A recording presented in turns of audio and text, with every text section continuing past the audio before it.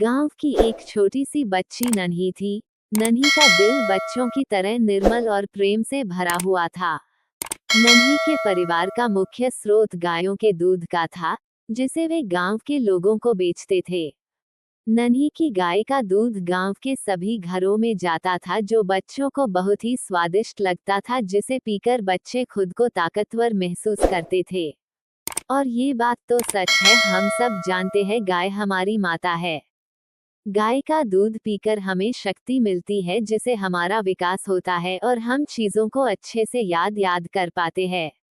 एक दिन नन्ही के पिताजी उनकी गाय की बीमारी के कारण बहुत चिंतित रहते थे। गाय का दूध उनके परिवार का मुख्य व्यवसाय था और बीमार गाय के कारण उन्हें आर्थिक स्थिति का सामना करना पड़ रहा था।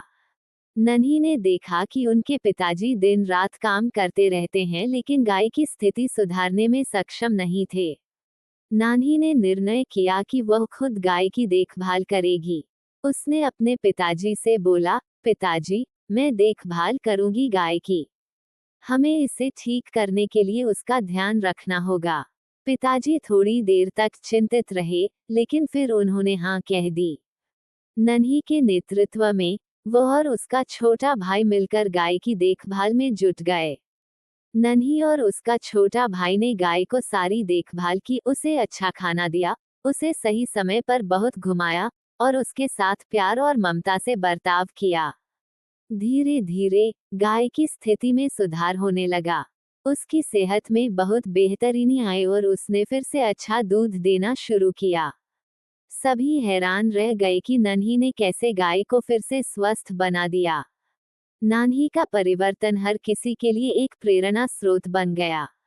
नन्ही की मेहनत और उसका संघर्ष ने दिखाया कि किसी भी छोटे बच्चे की नज़र में भी बड़ी ताकत होती है और वह अपने परिवार की समृद्धि के लिए कुछ भी कर सकता है।